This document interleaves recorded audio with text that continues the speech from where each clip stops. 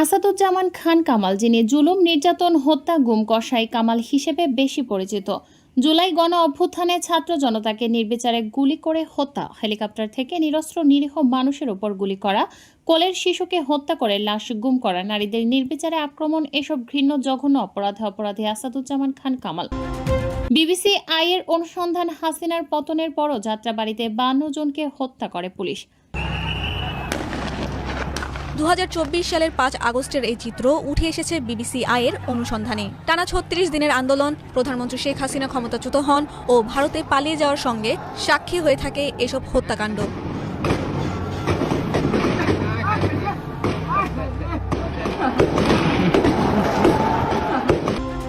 চাঁদাবাজি ও খুনোখুনি করে ক্ষমতায় যাওয়া সম্ভব নয়, করা হুঁশিয়ারি হেফাজত ইসলামের।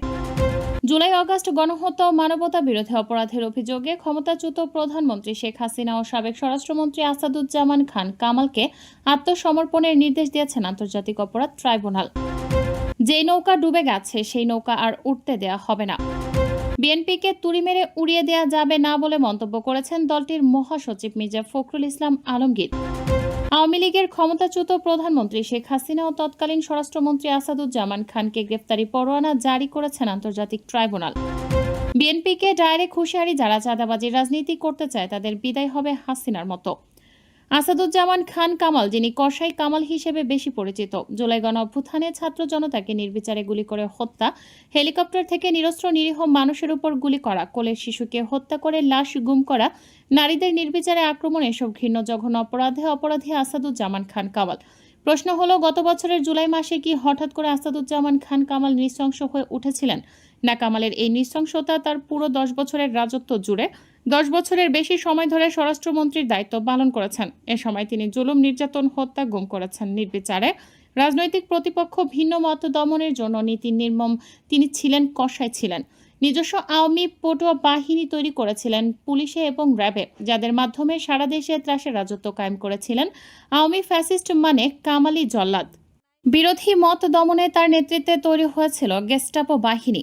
একদিকে যেমন তিনি অপরাধীদের পৃষ্ঠপোষকতা প্রদান করতেন, সন্ত্রাসী মাদক ব্যবসায়ীদের কাছ থেকে টাকার বিনিময়ে অবাধে তাদের অপরাধ করার সুযোগ করে দিতেন।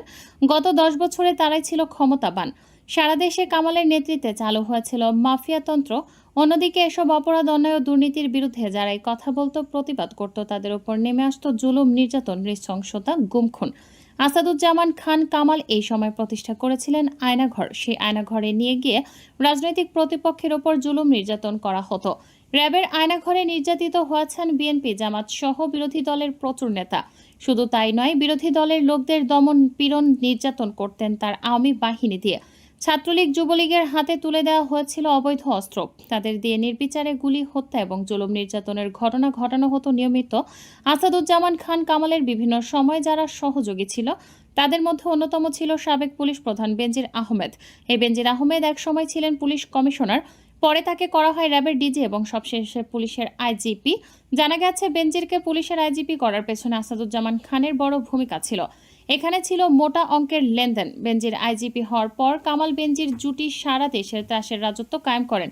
একদিকে জঙ্গি নাটকের মাধ্যমে ধর্মপ্রাণ মানুষকে হত্যা, নির্যাতন, অন্যদিকে ভিন্ন মতাবলম্বীদের আয়নাঘরে নিয়ে নির্যাতনের মতো ঘটনা ছিল নৈমিত্তিক ব্যাপার। এই সাবেক স্বরাষ্ট্রমন্ত্রী 6 শতাধিক গুমের ঘটনার সঙ্গে জড়িত। ক্রসফায়ারের নামে নির্বিচারে মানুষ হত্যা করেছিলেন শত শত। ক্রসফায়ারের নামে হত্যার নির্দেশ দিতেন আসাদুজ্জামান খান কামাল। ইলিয়াস আলী, কক্সবাজারের একরাম সহ শতাধিক মানুষকে গুলি করে হত্যা করা হয়েছিল আসাদুজ্জামান খান কামালের 10 বছরের বেশি শাসন আমলে। এসব তথ্য যারা প্রকাশ করত আসাদুজ্জামান খান কামাল বা তার সাঙ্গপাঙ্গদের বিরুদ্ধে, ন্যূনতম সংবাদ যারা প্রকাশ করত তাদের বিরুদ্ধে নেমে আসত খড়গ। উদাহরণ হিসেবে বলা যেতে পারে বসুন্ধরা মিডিয়া গ্রুপের কথা। বসুন্ধরা মিডিয়া গ্রুপ বিভিন্ন সময় আসাদুজ্জামান খান কামালের দুর্নীতি, অনিয়ম, সন্ত্রাসীদের লুটপাট, দাপট ইত্যাদি নিয়ে প্রতিবেদন প্রকাশ করে। এসব প্রতিবেদন প্রকাশের জন্য বারবার নিগৃহীত হয়েছে বসুন্ধরা মিডিয়া গ্রুপ। সাবেক স্বরাষ্ট্রমন্ত্রীর নির্দেশে একের পর এক মামলা হয়েছে বাংলাদেশ প্রতিদিন, কালের কণ্ঠের বিরুদ্ধে। এসব মামলার নামে পুলিশ দিয়ে হয়রানি করা হয়েছে। ডিজিটাল নিরাপত্তা আইনে মামলা, হত্যা মামলা হয়েছে একের পর এক।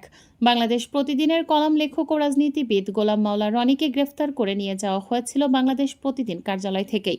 ভিন্ন মতের কলাম লেখার ওপর আরোপ করা হয়েছিল নিষেধাজ্ঞা।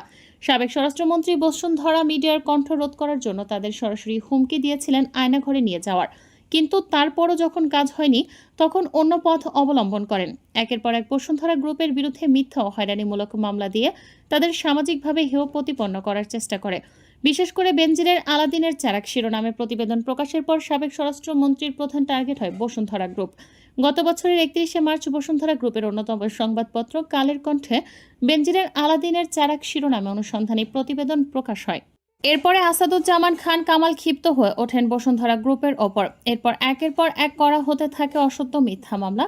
বসুন্ধরার বিরুদ্ধে এসব মামলার পৃষ্ঠপোষক ছিলেন আসাদুজ্জামান খান কামাল। এসব মামলা করা হয়েছিল চিহ্নিত সন্ত্রাসী, চাঁদাবাজ ও মাদক ব্যবসায়ীদের দিয়ে, যারা আসাদুজ্জামান খান কামালের ঘনিষ্ঠ ছিলেন। অনুসন্ধানে দেখা গেছে এ সময় বসুন্ধরা গ্রুপের বিরুদ্ধে অন্তত ৯টি বানোয়াট মিথ্যা মামলা করা হয়েছিল থানায় বা আদালতে। এসব মামলার মধ্যে রয়েছে এ ধরনের মামলার মাধ্যমে বসুন্ধরা মিডিয়ার কণ্ঠ রোধ করার চেষ্টা করা হয়েছিল আসাদুজ্জামান খান কামালের নেতৃত্বে। শুধু বসুন্ধরা গ্রুপ নয়, কোনো মিডিয়া হাউস কামালের বিরুদ্ধে লিখলেই সেই মিডিয়া হাউসের ওপর নেমে আসত খড়গ। বিশেষ করে বেনজির আহমেদ যখন পুলিশের আইজিপি ছিল তখন পুরো দেশের সংবাদপত্র জগতে একটা ত্রাসের রাজত্ব প্রতিষ্ঠিত হয়েছিল। এই ত্রাসের রাজত্বের মূল হোতা ছিলেন আসাদুজ্জামান খান কামাল।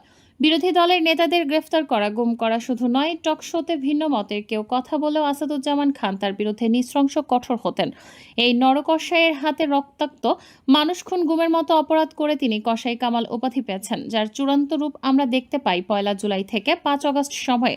কোটা সংস্কারের দাবিতে শিক্ষার্থীদের আন্দোলনে নির্বিচারে গুলি চালিয়ে গণহত্যার সূচনা করেন এই সাবেক স্বরাষ্ট্রমন্ত্রী।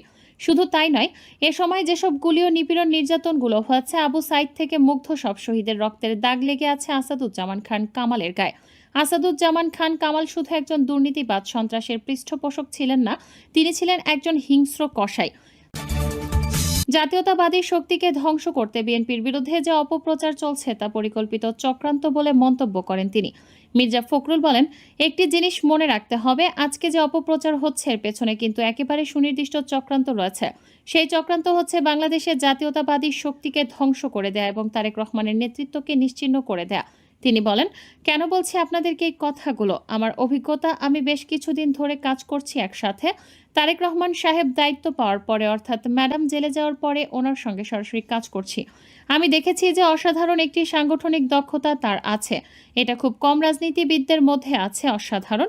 অতি অল্প সময়ের মধ্যে তিনি বিশাল একটা অংশকে সংগঠিত করে ফেলতে পারেন এবং অল্প সময়ের মধ্যেই তিনি বাংলাদেশের গ্রামে একেবারে ওয়ার্ডে পৌঁছে গেছেন। সে কারণে তিনি সংগঠিত করে ফেলতে পারেন। বিএনপির মহাসচিব বলেন, বিএনপির যে একটা বিশাল যুব সমাজ আছে, ছাত্র যুবক শক্তি আছে, এটাকে সংগঠিত করতে হবে। বিএনপির রাজনীতিটা তাদের মাথার মধ্যে ঢোকানোর চেষ্টা করতে হবে। এটা আমাদেরকেই করতে হবে। এই কথাটা এজন্য বলছি যে আমরা গত সময়গুলোতে শুধু লড়াই করেছি, কিন্তু সেই লড়াইটাকে সমৃদ্ধ করবার জন্য যে জ্ঞানটা, সেটা কিন্তু আমরা অনেকে অর্জন করতে পারিনি। আজ তা না হলে যে কথাগুলো আমাদের শুনতে হচ্ছে, সেই কথাগুলো হয়তো শুনতে হতো না।